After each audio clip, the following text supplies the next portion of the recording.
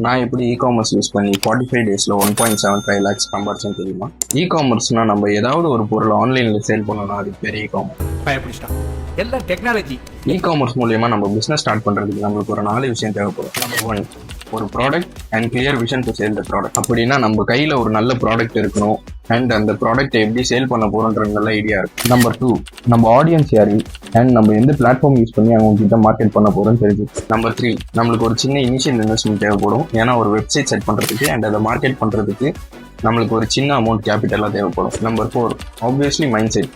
இதுதான் நம்பர் 1 வந்திருக்கணும், ஆனால் நான் இதை நம்பர் 4 வச்சிருக்கேன். மைண்ட் செட் ஏன் அவ்வளோ முக்கியம்னா, ஏன்னா நம்மளுக்கு எப்பயுமே இ-காமர்ஸில் ஃபர்ஸ்ட் டேவே சேல்ஸ் அவ்வளோ நடக்காது. ஆப்வியஸ்லி நம்ம பிராண்டு புதுசு, நம்ம வெப்சைட் புதுசு, கஸ்டமருக்கு கண்டிப்பாக ட்ரஸ்ட் ஃபேக்டர் இருக்காது. ஸோ கண்டிப்பாக கஸ்டமர்ஸ் நம்ம ப்ராடக்ட் வாங்க மாட்டாங்க.